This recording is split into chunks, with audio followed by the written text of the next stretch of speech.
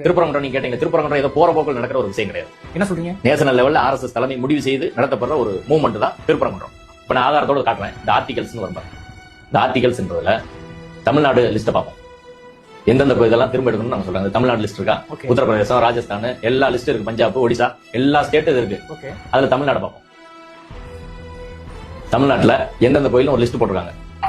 அந்த லிஸ்ட்ல மதுரா டிஸ்ட்ரிக்ட், மதுரை மாவட்டத்துல கோரிப்பாளையத்தை ஒரு இடம் போட்டிருக்காங்க. 22வது கோரிப்பாளையம் தர்காவே எடுக்கணும் அப்படின்னு போட்டிருக்காங்க. அடுத்து அதே லிஸ்ட்ல 28வது வருது Thiruparankundram Sikandar Masjid on the top of the hill. இதை திரும்ப எடுக்கணும் அப்படின்றது அவங்க திட்டம். இது வந்து இங்கனக்குள்ள உட்காந்து யாரோ சோழக்கண்ணனும் ராம ரவிக்குமாரோ செய்யற முடிவு கிடையாது. RSS தலைவி சங் பரிவார் மொத்தமா முடிவு பண்ணி பண்றாங்க. இது கோரிப்பாளையம் சிக்கந்தர் தர்கா இங்க திருப்பரங்குன்றம் மட்டும் கிடையாது. எத்தனை லிஸ்ட் அவங்க போட்டுருக்காங்க தமிழ்நாட்டுல? திருச்சியில மட்டும் எத்தனை இருக்கு? இது பூரா திருச்சிராப்பள்ளி லிஸ்ட். நான் காட்டுறது எல்லாமே திருச்சிராப்பள்ளி லிஸ்ட்.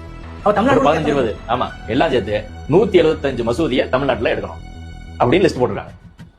இப்ப இந்த ஒரு மாபெரும் சதி திட்டத்தின் ஒரு அங்கம் தான் திருப்பரங்குன்றத்தில் இன்னைக்கு நம்ம பாக்குற அரசியல் சித்து விளையாட்டு. அதுக்கு நீதிமன்றம் துணை போகலாமா அப்படின்றதான் கேள்வி.